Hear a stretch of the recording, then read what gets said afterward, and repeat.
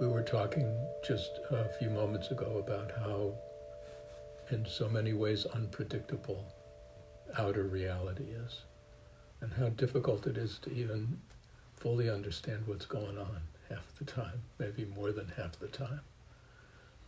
And on a spiritual level, focusing on a spiritual process kind of turns our attention toward that area of reality that in fact has a whole different nature to it, that has a different kind of consistency, that has a different kind of integrity and wholeness. One of the things that I have learned working with you is how just talking about it, while it can be instructive, it can help people feel good, is actually not adequate. And I just want to talk for a moment about what you think the spiritual journey is about and how come it appears so difficult. Well, it's funny because you said that we realize that talking about it is inadequate. And yet here we are talking about it. And I think that's really common for people who are consciously choosing a spiritual path or consciously awake to that there is a spiritual happening, that we want to talk about it. That there's a desire to try to create words to explain the experience. So here we are talking about a thing that's really hard to talk about. Let's start just with the outer world. Your opening was that the outer world holds so much uncertainty. And as we engage with the outer world, we feel fraught with worry or anxiety or fear or discomfort, suffering because of that. And the question you're asking is so big, I don't know where to grab it. What's this thing, spirituality? That's so big.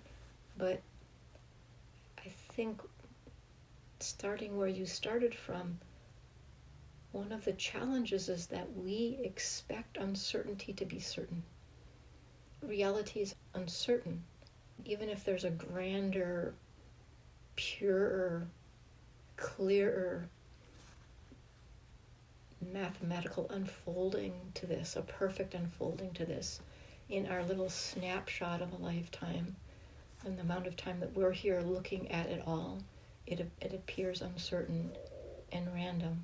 But it's the desire or the need to know that gets in the way. Like, it's so grand and amazing. We don't need to know it. We don't need to know. We don't need to have certainty to step in and be fully alive in this physical experience.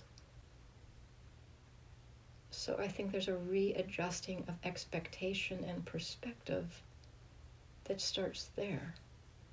So there seems to be a part, like I know there's a part of me that wishes things were clear. So as I listen to you, I go, yeah, you're absolutely right. And I recognize a sense of discomfort. A part of me is uncomfortable with right, because you're looking for clarity in the wrong place. Exactly.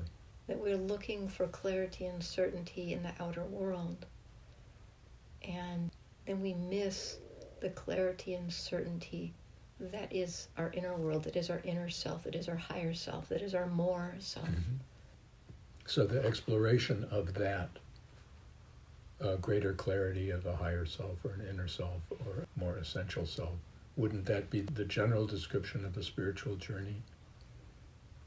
I think there's as many descriptions or definitions of a spiritual journey as there are people aware that that's important to them.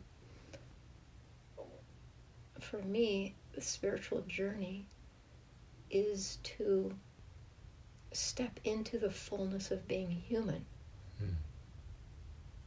My perceptions, my physical sensations are part of my experience. They're not my whole experience. And when I see that partial experience as the whole experience, I suffer. The uncertainty in the world and the certainty of death create discomfort. For me, the spiritual journey is realizing that I'm more than just the physical body or the mind, so that this place becomes just a place of wonder rather than such a frightening place in its uncertainty and its apparent capacity for cruelty and all those things that we're concerned about. And how does one go about attaining that kind of perspective? We have to start somewhere. Mm-hmm. So the challenge is that when we're in an upsetting situation, whether it's politically or environmentally or our own physical health and well-being, our own financial health and well-being, we want to know the answer of how to have a higher perspective. And we haven't practiced it. We haven't trained ourselves. We haven't learned yet how to fully use this human machinery to relax in and be in the world, to have a human experience. So we just have to start somewhere. We have to start somewhere at time of peace and calm. And as we start with a spiritual practice, whatever that might be, whatever experiment of practice that might be, then we will know what's next. So, you're asking the big question, like how does one do that thing? Mm-hmm. So even if I knew the answer and I told you the answer, it would still be, how do I get you to start the thing? How do you get some traction in it? Mm-hmm.